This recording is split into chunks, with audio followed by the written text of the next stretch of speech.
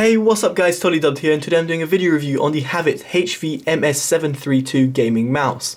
This can be found for £17 on amazon.co.uk and on amazon.com for $22. Links will be in the description below in case you're interested.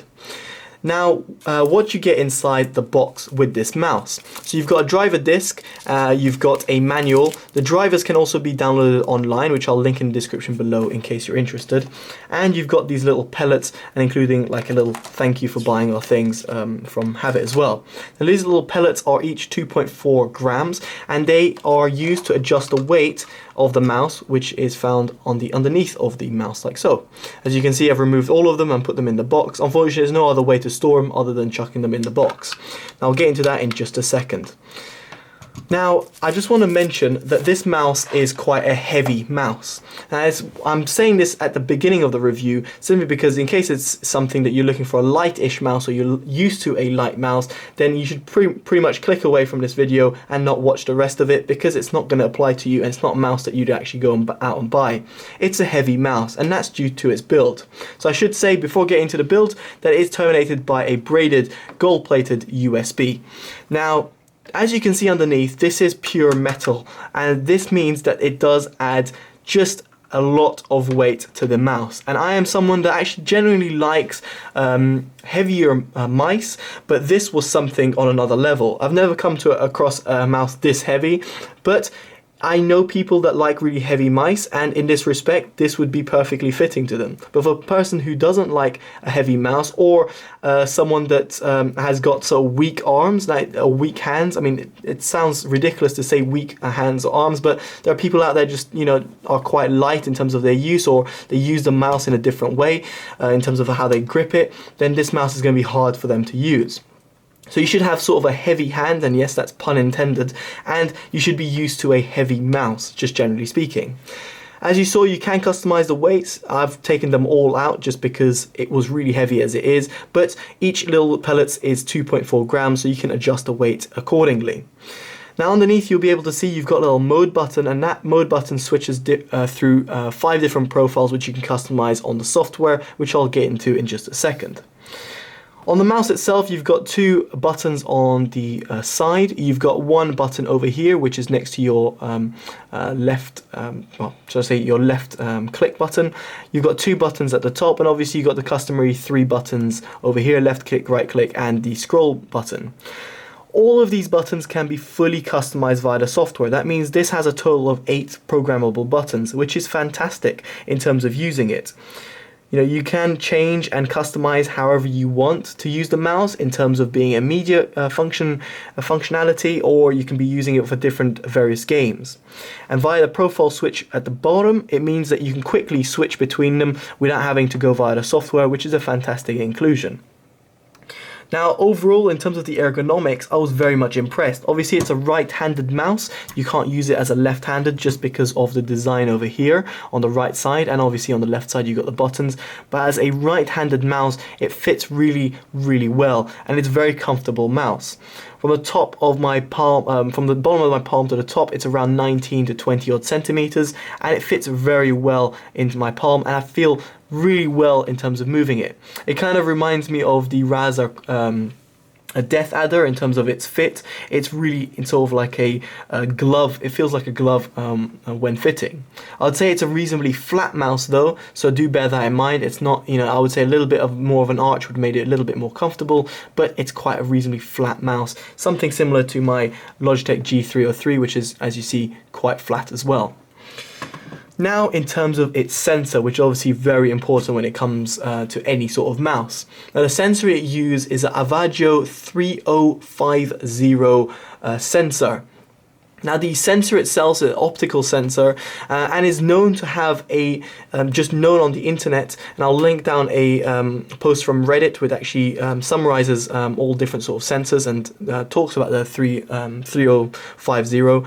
But essentially it is known to have very little or no acceleration, but is sometimes known for causing sort of malfunction, and one that doesn't really depict really true one-to-one scaling. Now, what does that mean in simple terms? Well, if you're tracking from left to right really quickly, you're not going to get a solid straight line. You're going to get little variances, or you're going to get, if you kind of track off the pad, then you're not going to get the right true depiction of how you're moving on Windows or on any sort of operating system you're running on. So that is the problem with the sensor itself, but personally, when I was using it, I hardly noticed any problems. And in fact, it was a very good sensor to use. Due to its very little or no acceleration, I found it actually very good in terms of tracking. And therefore, when I was using it in CSGO and playing competitive with it, I was very much impressed with how well it was tracking and without overcompensating or undercompensating where my moves were going. And I was comparing it to one of the best mice sensors in the world found in the Logitech G303. So it was very nice to see another mouse out there that's, not a perfect true sensor, but it's a sensor that actually does work very well in terms of trying to get rid and not use that much acceleration. So I was very much impressed with the sensor performance, and I really do suggest it when it comes to gaming. As I said, it is a heavy mouse, so do bear that in mind when you're tracking. In my case, I had to change the sensitivity on CSGO from 0.4 to 0.7 or 0.8 in order to adapt the sensitivity just due to its weight. I mean, it's that much heavier, so it's a massive difference. So now let's get on to the software side of it, so you guys can see what I'm talking about when I talk about the software. So first of all, you can download the software, and when you download it, it's pretty easy. It just installs straight away, and you'll be able to see you've got several different modes. So first of all, on the general mode, you've got all the little buttons that you can change, including the scroll up and scroll down buttons, which is very good. If I click on one of these, you'll be able to see you've got all different sorts of functionalities, and on top of that, you can also set a macro, which is also fantastic. So you can see all different sort of buttons that you use, and you can even disable it altogether. The polling rate can go from 125 Hz to 1000 Hz, which is fantastic. You can change the acceleration, the scroll speed, and the pointer speed all here, and the double click speed straight from the software itself. As you see, you've got different profiles which you can customize. As you can see, I've customized 3 profiles myself, and it's very useful in terms of cycling through them or using them via that dedicated profile switch button that can be found under the mouse. The DPI settings also has got 5 different DPI settings which you can choose, and again you can customize the mouse to change your DPI, so DPI up or DPI down, and it's really useful because you've got different DPI settings, and that's really useful for people who are, I don't know, going from a FPS game to a MMORPG game, and they could be switching the DPI on the fly. Then you've got the light switch button, which is quite nice because you can change all the colors. Now I should mention something. The colors are, I'll just bring the mouse close. The mouse colors that you're seeing over there is the colors found over here and on the side, not the scroll wheel. Now you might be wondering, how do I change the scroll wheel button colors? Well, that comes from the DPI. Depending on which DPI you go on, it changes the different colors that you will get on that scroll wheel, but the actual lights on the side, they're depicted from this little light switch pad.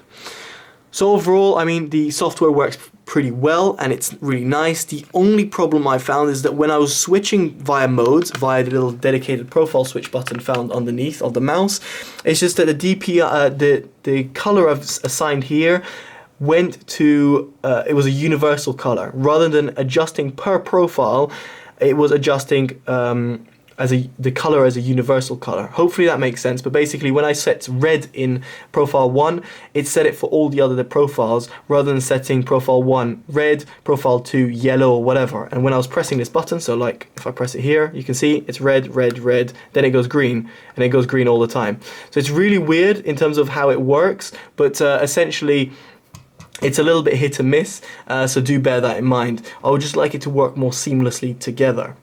Anyway guys, hopefully you've enjoyed this review. I've tried to cover everything as much as I could.